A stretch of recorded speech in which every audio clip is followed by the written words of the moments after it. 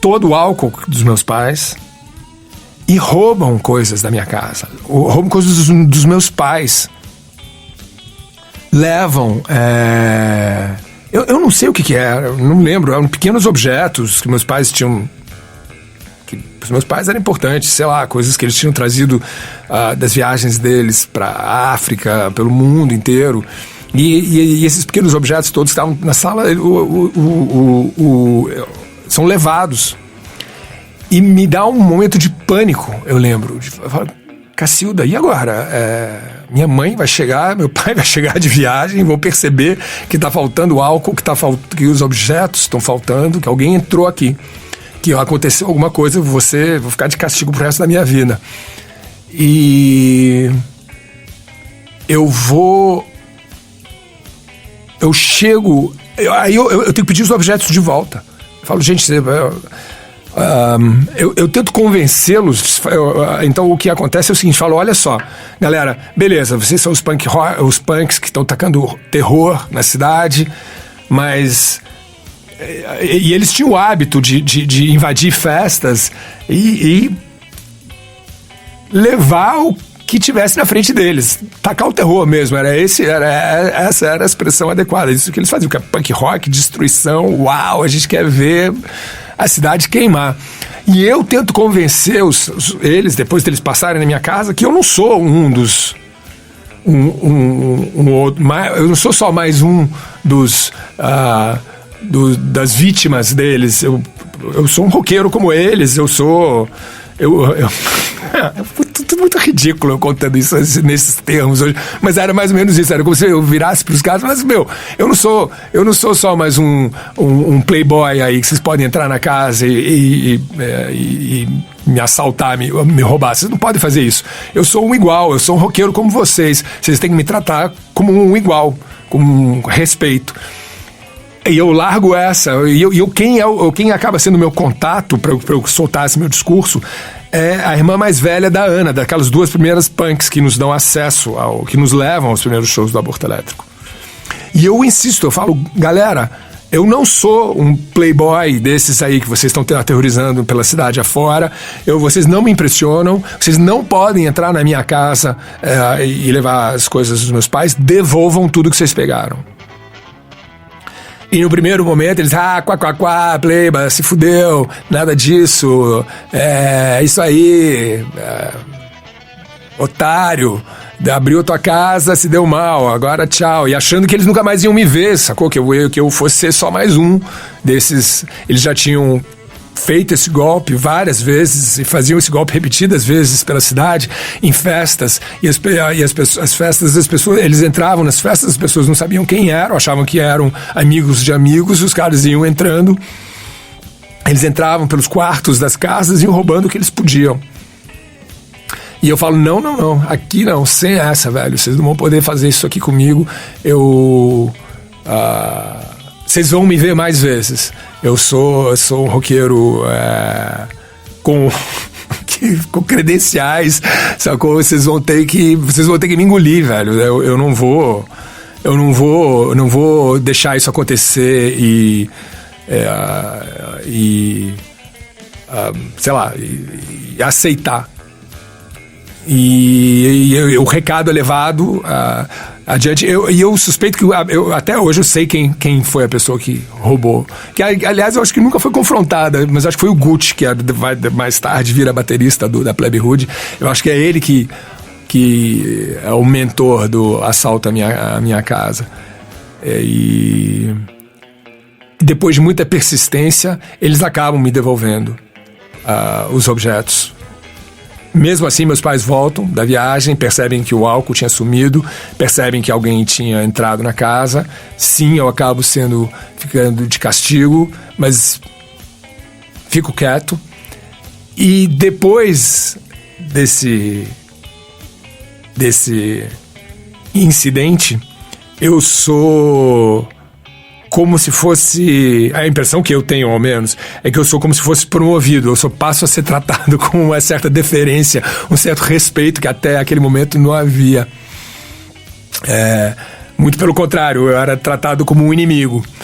ou um adversário, sei lá, ou eles me tratavam com sublime indiferença que fosse. Mas depois de eu fincar os pés no chão e exigir que eles devolvessem as minhas coisas, que eles me tratassem que eles não me tratassem com respeito, eu passo a ser tratado de outro modo e eu sou convidado para uns eventos que eles faziam na beira do lago, que eles chamavam de quebradas, ir para uma quebrada, que basicamente era ir para tinham vários lugares ainda em Brasília, na beira do lago, que era mato, não tinha nada. Então você conseguia chegar com seu carro até a beira do lago, abrir as portas, tinham 2 carros na turma, e abrir a porta do carro, colocar uma fita cassete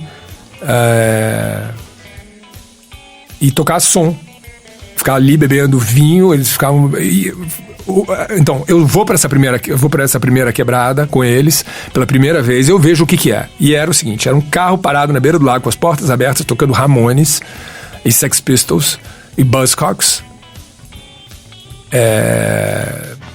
Joy Division já estava rolando também, Slaughter and the Dogs. Era isso o som.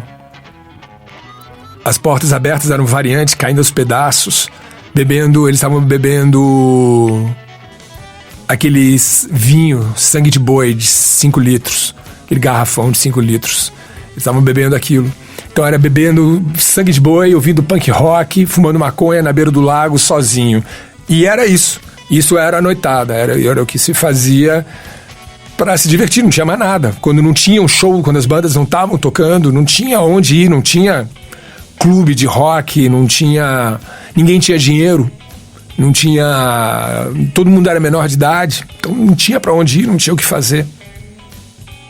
A diversão então era ou tá ensaiando, para a diversão deles era ou tá ensaiando ou tá fazendo shows que não eram tão frequentes assim, rolavam de vez em quando, ou ir para uma quebrada, ir para a beira do lago, beber vinho, fumar maconha e ouvir punk rock.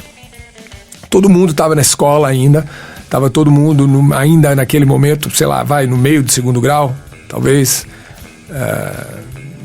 1º, 2º e 3º, acho que ninguém estava no 3º ano sequer, estava todo mundo no 1º, 1º e 2º ano. E foi nessa noite, numa noitada dessas, na beira do lago, depois, que deve ter sido o quê? Meu 3º, 4º contato com eles. Se meu primeiro contato é vendo eles tocando numa calçada em Brasília, o segundo contato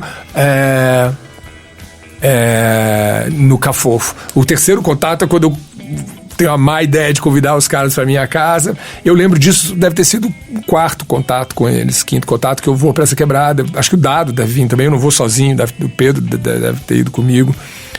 E não tinham muitas pessoas, porque todo mundo cabia dentro dos carros. O único jeito de chegar e sair dali era chegar nos carros. Eu lembro que tinha essa variante velha e tinha um outro carro, os 2 carros estavam caindo aos pedaços.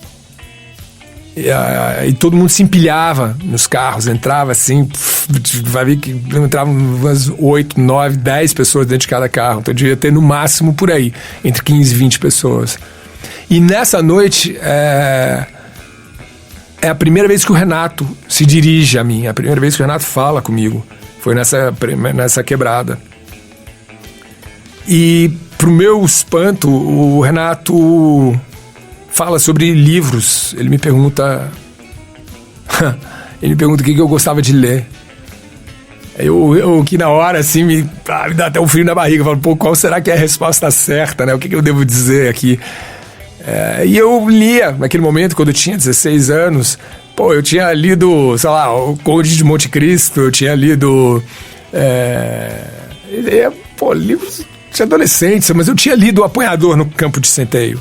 Eu tinha lido 1984, eu tinha lido algumas coisas um pouco mais sérias. E eu falo desses livros. E da Revolução dos Bichos e do 1984, O Admirável Mundo Novo, Apanhador no Campo de Centeio. Eu falo desses livros que eu lembrava de ter lido. E isso pega muito bem. Todo mundo, aliás, esse era uma